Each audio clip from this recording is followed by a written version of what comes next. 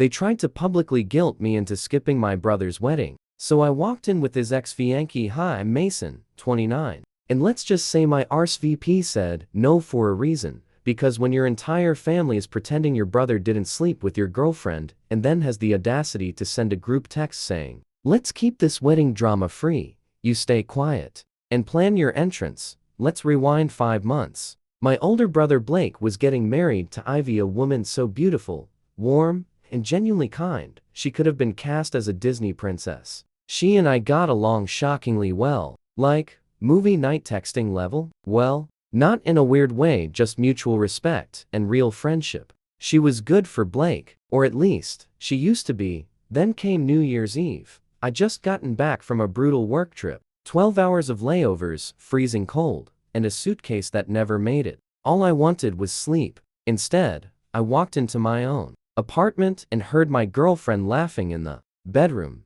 That's how I found Blake, shirtless, drunk, with Natalie, my girlfriend of 2 years, straddling him like this was the damn Bachelor finale. And the worst part, they looked genuinely surprised. I was upset, like I was the one being rude for not knocking. I didn't swing. I didn't yell. I just stared. I walked out, texted Blake, "Don't speak to me again." Texted Ivy, "I need to talk." It's about Blake. She met me at a diner, no makeup, still in a hoodie. I remember the way her hands trembled as I told her everything, word for word. She didn't cry, just nodded, thanked me, then left her engagement ring on the table next to my untouched grilled cheese and walked out without a word. And that should have been it, but of course, it wasn't, because Blake didn't just lie. He flipped the narrative, told everyone I had ruined his engagement because I was jealous, said Ivy had cold feet and I'd encouraged her to leave. My parents? They bought it. "You always compete with Blake," my mom whispered like this was some high school talent show. "Maybe you should have stayed out of it." Yeah, sure, my girlfriend got passed around like a party favor, and I should have stayed out of it. So when the wedding was rescheduled with a different woman, might add, and I didn't RSVP. Everyone assumed I'd grown up and moved on. They had no idea I'd been in touch with Ivy the whole time, and we had a plan. The wedding was at some glass monstrosity of a vineyard, half chapel, half influencer backdrop. Blake was marrying a woman named Sierra now. She had the personality of a whiteboard and the emotional depth of a puddle. I don't say that to be cruel. I say it because the first time I met her, she asked if I could move to the other side of the table because my black shirt was killing her color palette. But I wasn't invited to this wedding because I was family. I was tolerated because not inviting me would raise questions. And they wanted a perfect day. My parents' dream. Blake's redemption arc. A curated, filtered, wedding by committee fairy tale. I had other plans. I told Ivy, we walk in after the first dance. Before dinner, no distractions. Just you, the Mick, and the truth. She didn't hesitate. I'll bring the vows. The original ones. So I got dressed that morning. Black suit, no tie. Calm as hell. At 5:17 p.m. I pulled into the gravel lot behind the venue and opened the passenger door. Ivy stepped out. She wore a midnight blue gown with a slit that could end careers. Her hair was up, her eyes were steel, and in her hand was a folded piece of paper, slightly creased. "You ready?" I asked. "Been ready for months," she said. We waited until the music changed, something soft and orchestral. The kind of thing people politely clap to while waiting for the overpriced fish. Then we walked in, straight down the middle aisle.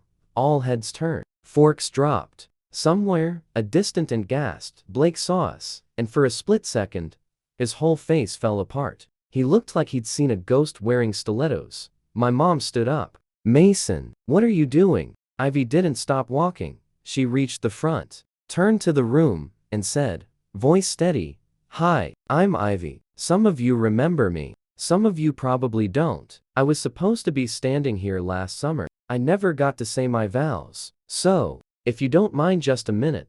She unfolded the paper and began. No edits. No rewrites. No filters. The vows she'd written for him before he cheated. She got halfway through before her voice cracked. Then she stopped, folded the paper again, handed it to Sierra, and said, "Good luck." Then we left. No shouting. No confrontation. Just nuclear silence behind us as two doors slowly closed. It was the quietest walk I've ever taken. Out the doors. Into the lot. Like we just lit a match and calmly set the whole vineyard on fire.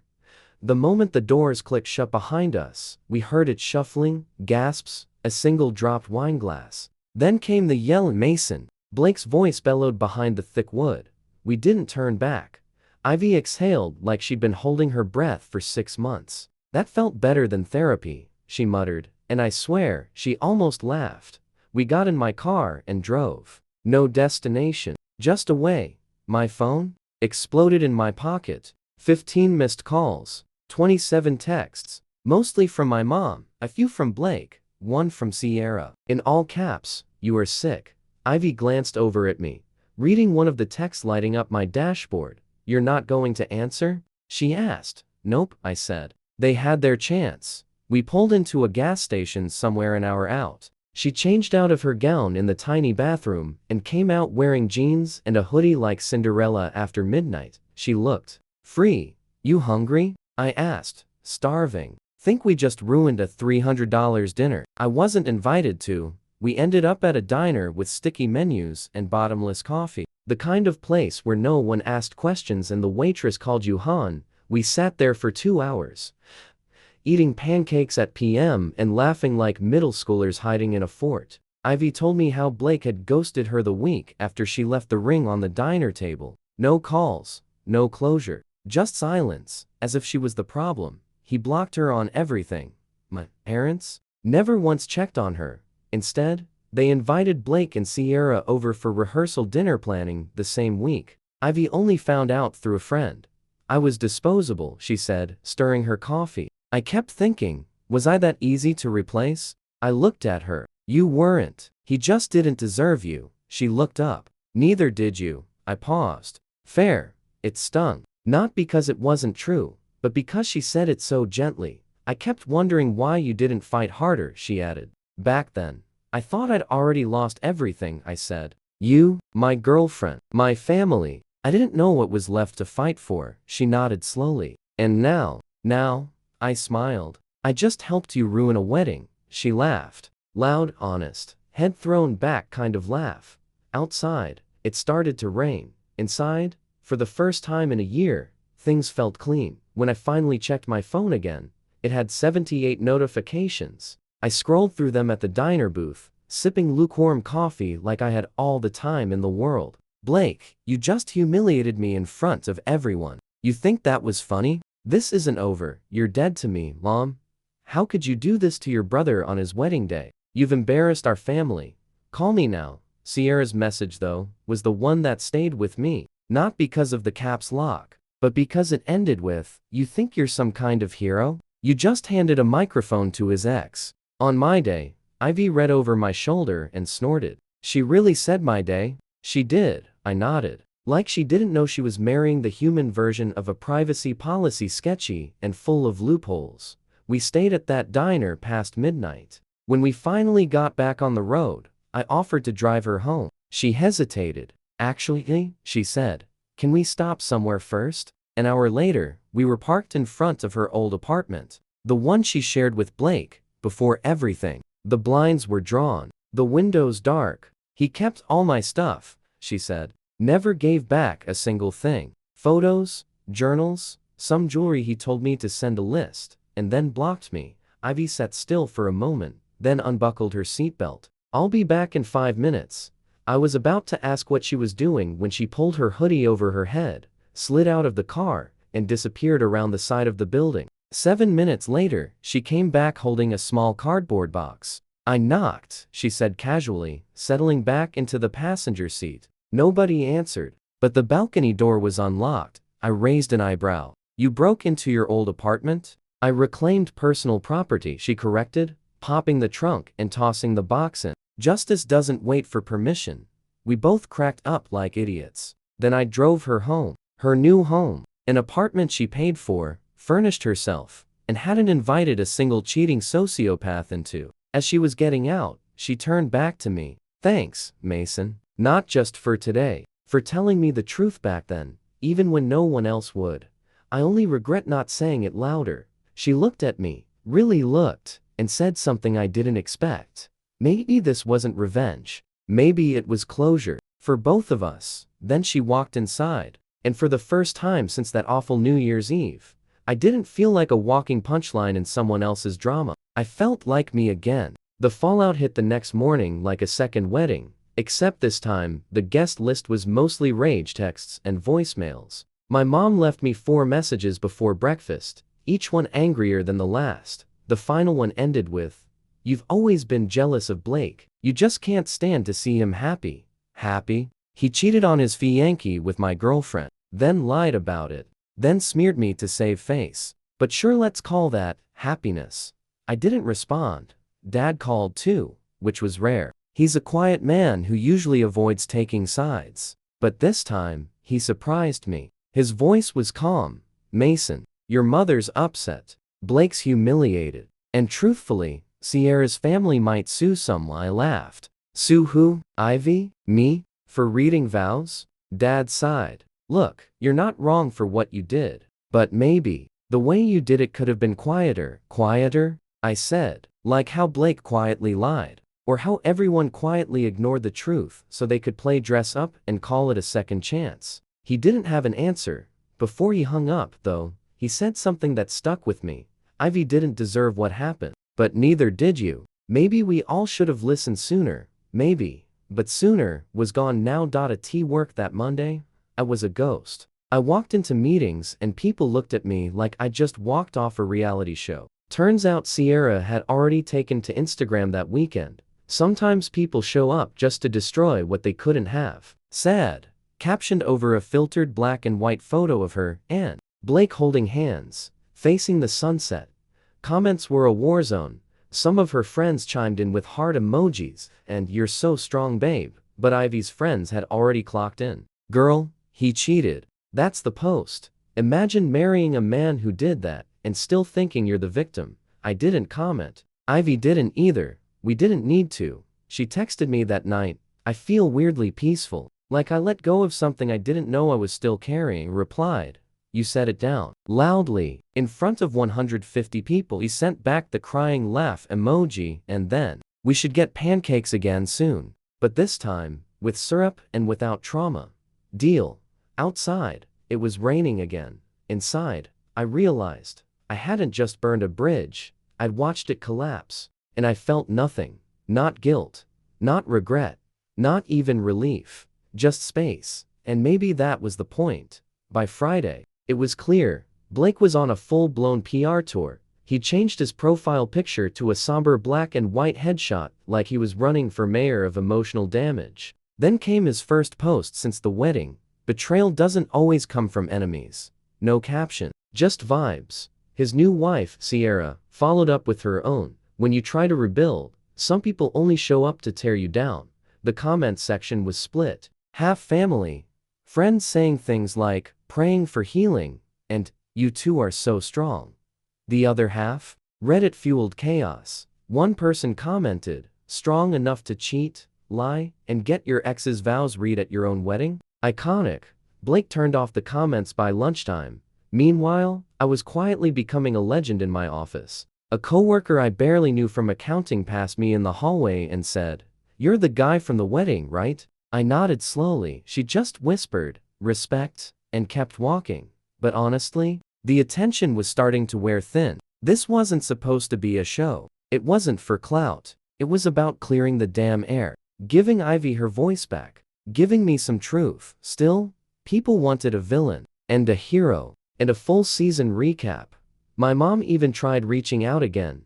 Texting, "You can still apologize. Family forgives. Just call Blake." I didn't reply. Then came the call I didn't expect. Ivy. Her voice was calm, warm, and just slightly amused. "So, Sierra's parents reached out."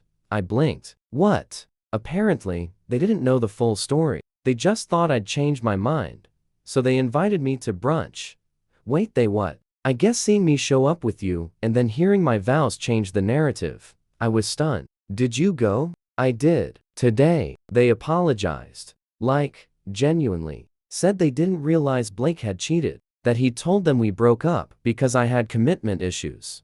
I nearly choked. That's rich coming from a guy who can't commit to a bedroom, she laughed. Yeah, I said something similar. Then she got quiet. And Mason. They asked if I'd consider meeting Sierra. Woman to woman, I froze. You said no, right? I said. Maybe, eventually, on my terms, I exhaled. You're a better person than me, not, she said. I just want to move forward without dragging the pain with me. The moment's over. The mic drop happened. Now, get to walk away, she paused. Unless I decide to write a memoir. In which case, you're chapter 6. We both laughed. Before we hung up, she added one last thing. Thank you for walking in with me. I know what that cost you.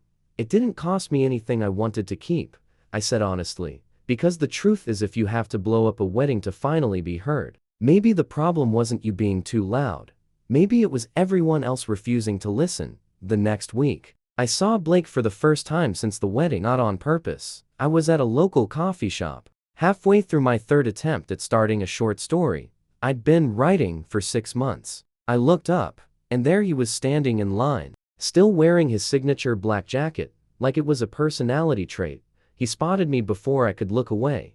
We locked eyes. Then, to my surprise, he walked over. Mason, he said flatly. Not angry, not fake smiling, just tired. Blake. He stood there a second, like he wasn't sure if I was going to throw a punch or hand him a muffin. Ivy made her point, he said. Loud and clear, I nodded. Good. It needed to be heard. He looked down at the table, then back at me. You really hate me that much? That hit different. I stared at him. No, I said. I don't hate you, but I don't trust you, and I don't respect you. And that's worse, I think. He winced. You think I'm a monster. I think you cheated on a good woman with your brother's girlfriend, then lied about it and let everyone believe she left you cold. I panicked. Yeah, and then you painted me as jealous. To save your own skin. Blake sat down across from me, uninvited but not unwelcome. For once, he looked like someone who'd been knocked out of orbit. Not angry, not smug, just lost. I didn't expect her to actually show up, he admitted. Yeah, that part was kinda the point. He rubbed his face. I miss her. Then you shouldn't have broken her. Silence. He looked around the caf like he was searching for something safe to land on. There wasn't much. I keep thinking, if I hadn't screwed up, we'd be married now. I leaned forward. Blake, if you hadn't screwed up, you'd be married to someone who loved you completely, who wrote vows for you, who would have stood by you through anything. And instead, I added, you got married to someone who posted an Instagram story 5 hours after the ceremony with a Taylor Swift lyric and a passive-aggressive caption. Blake chuckled bitterly. Yeah, that checks out. He looked at me again, and this time, it wasn't confrontational. It was just honest. Did you love her? It was the first time he'd asked. I didn't flinch. No, I said. Not like that. But I respected her, and she deserved better. From both of us. He nodded slowly. Then, almost reluctantly, he stood up. For what it's worth, I'm sorry. About Natalie. About the lies. All of it. I just looked at him. You need to say that to Ivy. I don't think she'd take the call.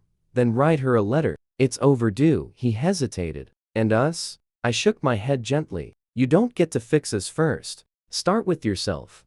Blake walked away after that. Didn't buy a coffee. Didn't look back. And for the first time in my life, I felt older than him. 3 weeks later, I got a letter. Not from Blake. From Ivy. It wasn't dramatic, just a folded piece of thick ivory paper in an envelope with no return address. Inside, her handwriting curved neatly across the page, each sentence like a footstep moving further from the past. She wrote, Mason, I don't know if I believe in closure, but I do believe in truth. And that day, walking into the wedding with you, standing in front of everyone and reading something I never thought I'd say out loud that was truth. For the first time, I said what I needed to say. Not to hurt him, not to punish anyone, just to finish the sentence I never got to finish. After that, I felt something fall off me, a weight I didn't even know I'd been carrying. So thank you, not for making a scene, but for giving me space to speak when no one else did. Also, I'm moving. A job offer came up in Portland. It's a nonprofit that works with women rebuilding after toxic relationships, housing, job training, legal support. When I read the job description, I saw a version of myself. The version I used to be. The version I want to be again. So I'm leaving next month. Clean slate. No ring. No whispered apologies. No more Blake-shaped shadow in my doorway. And I wanted you to know if I ever find someone again, someone kind and flawed and funny and honest, I'll recognize him. Because I met someone who walked into fire with me. And I'll never forget that. Be well. Eat pancakes. Break cycles. Evie read it twice. Then I set it down, poured a drink, and sat with the silence. She was right. It wasn't closure, exactly. It was completion. And that distinction mattered. 2 days later, I did something I hadn't done in over a year. I opened the document titled Untitled Short Story on my laptop, the one I'd been poking at for months, and started over. First line. The wedding was beautiful, right up until the part where she handed me the mic. That night, I wrote until I am uninterrupted. No guilt, no noise, no past chewing on the edges of my focus. Just the quiet hum of keys and a story finally knew how to tell. Because here's the truth they don't say in family group chats. Sometimes walking away isn't the betrayal. Sometimes showing up is. Especially when they never expected you to. Especially when you bring the one person they tried to erase. Especially when you let her speak. And as for Blake, I don't know what happened next. I heard Sierra started posting pictures without him. Her captions got vaguer, more healing energy, and less couples retreat. Eventually, his name disappeared completely. Just like Natalie's did. We haven't spoken since the coffee shop. I'm okay with that. I've learned that some apologies don't need to be received. They just need to be released. As for me, I kept writing. I finished the story, then another, then a third. Ivy and I text sometimes. Mostly memes. Sometimes updates. She sent me a photo of the view from her new office in Portland. Gray skyline, rain on the window, and a mug that said, "No more fiancé." She looked happy. She was happy, and that was the real win. Not the mic drop. Not the silence after. But the life after the silence. No, I didn't ruin the wedding. I just made sure the right vows got heard. And if you ever find yourself sitting in the back row, holding onto the truth while everyone else claps for a lie, stand up. Hand someone the mic. Let them finish their sentence. Because some stories deserve an ending, and some people deserve to write their own.